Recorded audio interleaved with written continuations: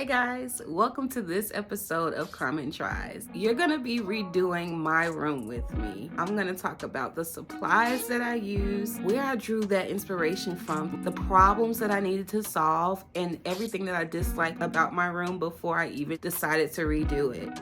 It's time to get to work. I really wanted a room that kind of mimicked the way I felt whenever I would walk into a hotel room. I saw some TikTok ideas. This one lady, she was making a backdrop for her YouTube channel, something that she can talk in front of and it'll be a really cool background. And what she did to achieve that was get some poster boards and some wallpaper, and that's what she used for her backdrop.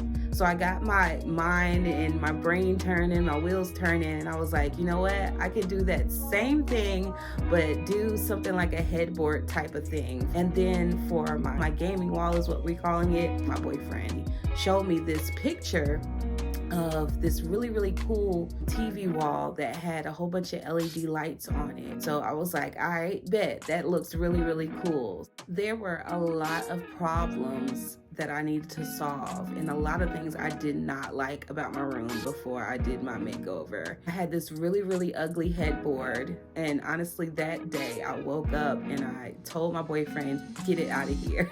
Get this headboard out of here. It was a $5 headboard that we got from the Salvation Army, and I was supposed to redo it, but that never happened. And so that ugly headboard stayed with me for about 3 years, and it was finally time to get rid of it. I needed places to put stuff. I do so much in my room and I run out of ideas on where to stack and shelf and put all of my things. So those were some issues and problems that I really wanted to get resolved as I redesigned and redid my room. Let's talk about the supplies that I needed. The very first day that I knew I was gonna redo my room, I headed to Walmart. My initial idea was to run to the Dollar Tree, but I knew they weren't going to have certain things that I really needed. So I went to Walmart and I picked up scissors, 6 poster boards, adhesive spray, nail glue, and I'll tell you why I needed nail glue in a second. I actually found some large commander hooks, y'all, and that was what I used for my curtains. And then I needed curtain rods that could be adjusted, and I needed them to be kind of short because I knew the panels that I was using for my curtains were going to be smaller because I wanted that to be on either side of my bed. Once I went to Walmart and I looked on the shelves and was trying to find the curtains that I needed. I know I needed white curtains. I almost could not find them. And the curtains that I needed were actually 84-inch curtains because I knew I wanted those curtains to flow and drop to the ground, or at least look or appear like they're falling on the ground.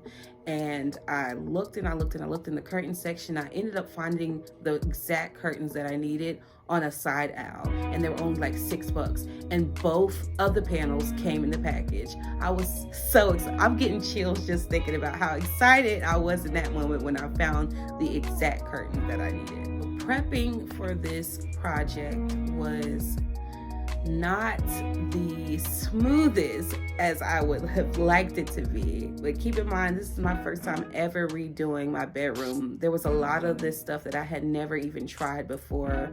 Placing the wallpaper on that poster board was so tedious. You actually need 2 people to achieve the smoothness on the boards. What I recommend is if you are doing a project where you're putting wallpaper anywhere, get someone else to help you, because somebody needs to hold that bad boy while you're smoothing it out with a card or something to smooth it out with. I was just using my hands, but it really would have helped if I had someone else here to help me put that wallpaper on that poster board. It's like putting a huge sticker on a poster board. Like, think of a huge sticker and trying to lay that thing flat. After I got that done, I then put tape on the back of the poster board and I put them on my wall just to kind of figure out where I wanted to place it. I didn't know what type of design I wanted to do. I didn't know if I wanted them to go sideways or vertical. I had no clue. So I went ahead and just started putting them up there to see if I just wanted to keep it simple, and I ended up just keeping it simple. All I did was put them on 3 on one row and 3 on the top row. And so I taped it on there first just to see if I liked it. Before I pulled them down, I went in with a pen, or you can use a pencil. I went in with a pen to kind of mark the corners on each panel so that I knew that once I put it back up there, it'll be in the exact spot that I intended them to be on. So that's a tip. Like, tape it up there first. Don't spray or do any of the adhesive stuff yet until you know where you want to put your boards. The commander hooks that I got, so shockingly, I was actually trying to find something that I could hook my curtains up to because I had never done it before, but I ended up going with the commander hook option. It was actually the more economic version of a hook that I could find, and it was actually going to be very, very simple installation. You just peel and stick. So that's what I went with, and I actually found the correct size that would have allowed that rod to fit inside of. I did, however, run into an issue with it staying put on the wall. It kept kind of falling down, so I ended up going in with some nail glue, and that helped a lot. That it stopped falling down, and they've been up ever since after I reinforced the adhesive with some nail glue. Now, keep in mind, if you are not in a space where you plan to be long term, I wouldn't recommend putting glue on the wall. But if you are in, if you bought your home and you purchased it, I don't see an issue with it. I know for me, what I'm gonna do next after I'm done with this makeover, if I plan to do something else with my room, the very next thing I'm gonna do is paint it anyway. So I was fine with gluing stuff to my wall. I didn't have any measuring tape. I had bought a measuring tape a long time ago. Don't ask me, I don't know where it's at. I couldn't find it. Like I said, there was major storage issues in my room. But since I didn't have any measuring tape and I forgot to buy some while I was out getting all the supplies, what I ended up doing, because I knew I wanted each side of my room to look very symmetrical and very well done and designed, I ended up just using my 4 fingers. Like, logically speaking, these 4 fingers are never going to change in measurement and distance. So I just placed my little hand up there, and I put and adhered the, is adhered the word? I adhered the commander hooks right next to my 4 fingers so that on each side it would be completely symmetrical, and it turned out great. That was a really, really good idea. If you do have any recommendations for alternatives, if someone doesn't want to glue anything on their walls, drop them in the comments, because I know there are a lot of folks out there that might be renting that don't want to mess up their walls because they're going to have to pay for it after they move out. So if you have any suggestions for that, drop it in the comments. My only recommendations that I can give to you would maybe using thumbtacks instead, if that is an option for whatever project that you're trying to do. Or you can try to use the commander strips because they don't tear up your walls as much, and just don't put the super glue like I did behind it.